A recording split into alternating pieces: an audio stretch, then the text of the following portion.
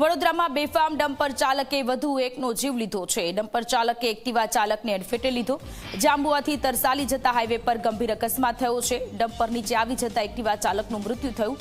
પોલીસે ઘટના સ્થળે પહોંચી વધુ તપાસ હાથ ધરી છે। વડોદરામાં બેફામ ડમ્પર ચાલકે જેણે વધુ એક વ્યક્તિનો ભોગ લીધો છે।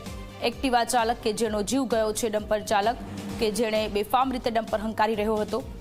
ગુજરાતમાં છેલ્લા ઘણા સમયથી આ પ્રકારની ઘટનાઓ સદંતર સામે આવી રહી છે। બેફામ રીતે વાહનો હંકારતા લોકોની સામે હવે કડકમાં કડક કાર્યવાહી થવી જોઈએ, કારણ કે રોજબરોજ આ પ્રકારની ઘટનાઓ સામે આવી રહી છે। સંવાદદાતા રવિ અગ્રવાલ આપણી સાથે ફોનલાઈન પર જોડાયેલા છે। રવિ, વડોદરામાં બેફામ ડમ્પર ચાલકે એક વ્યક્તિનો ભોગ લીધો છે, વધુ વિગતો શું છે? બિલકુલ, વાત કરવામાં આવે તો વડોદરામાં દિવસે ને દિવસે અકસ્માતોની સંખ્યામાં નોંધપાત્ર વધારો થઈ રહ્યો છે, જે એક ચિંતાજનક બાબત છે। અને ખાસ કરીને આજે અકસ્માત સર્જી રહ્યા છે તે કોઈ ટુ વ્હીલર ચાલક નથી સર્જી રહ્યા, પરંતુ જે ભારદારી વાહનો છે અથવા ફોર વ્હીલર ચાલકો છે તેઓ અકસ્માત સર્જી રહ્યા છે।